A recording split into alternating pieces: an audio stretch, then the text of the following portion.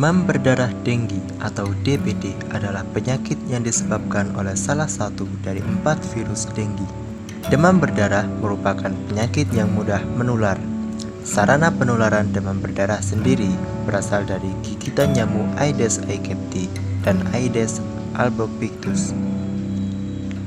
Menurut Direktur Pencegahan dan Pengendalian Penyakit Tular Vektor dan Zoonotik, Dr. Siti Nadia Tarmizi, mengatakan kasus demam berdarah denggi atau DBD di Indonesia hingga Juli mencapai 71.633. Ia menyebut 10 provinsi yang melaporkan jumlah kasus terbanyak ada di Jawa Barat sebanyak 10.772 kasus, Bali 8.930 kasus, Jawa Timur 5.948 kasus, Nusa Tenggara Timur 5.539 kasus, Lampung 5.135 kasus, DKI Jakarta 4.227 kasus, Nusa Tenggara Barat 3.796 kasus, Jawa Tengah 2.846 kasus, Yogyakarta 2.720 kasus, dan Riau 2.225 kasus. Tidak hanya itu, pada tahun 2020 ini merupakan tahun di mana seluruh negara mengalami dampak pandemi COVID-19. Di Indonesia, menurut data Satgas Penanganan COVID-19, terhitung sejak kasus pertama pada 2 Maret 2020 hingga 21 Oktober 2020, sudah tercatat sebanyak 373.109 orang terinfeksi virus COVID-19. Selanjutnya, latar belakang dari penelitian kami, yaitu yang pertama, kasus demam berdarah di Indonesia pada tahun 2020 mencapai hingga 71.633 kasus. Yang kedua, masalah SDGs. Dan yang ketiga, adanya daya dukung potensi lokal.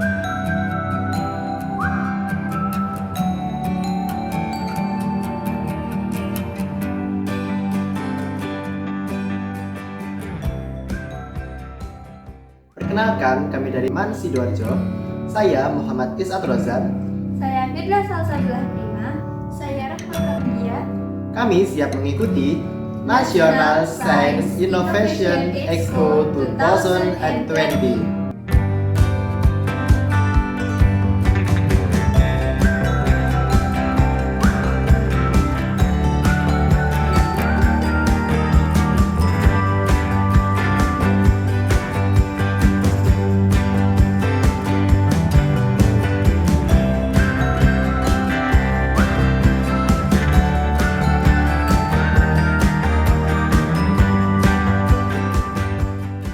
Selanjutnya, kami akan menjelaskan metode penelitian yang kami gunakan.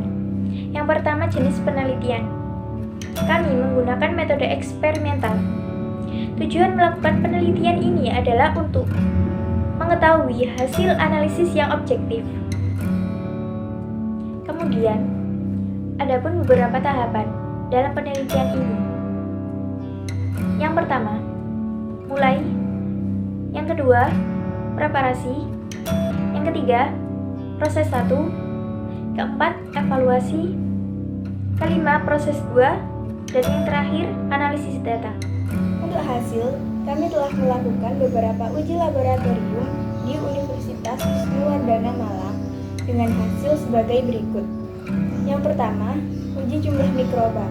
Uji jumlah mikroba ini berfungsi untuk mengetahui biakan. Pada uji ini ditemukan perlakuan terbaik pada hari keempat.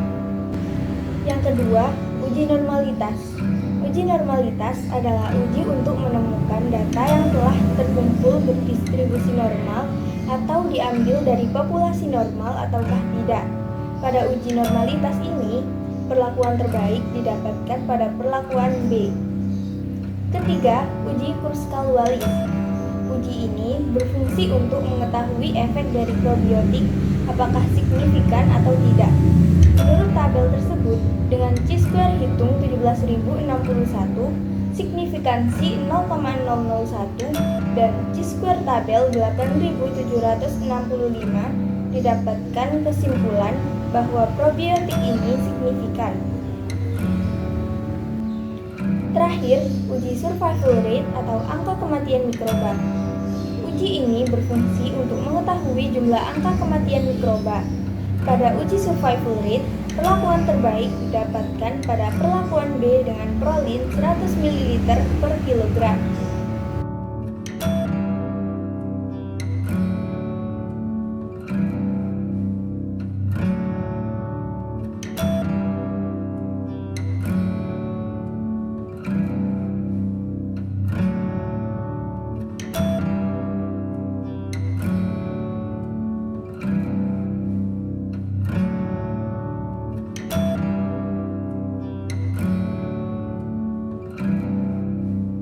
Imedia, save your health.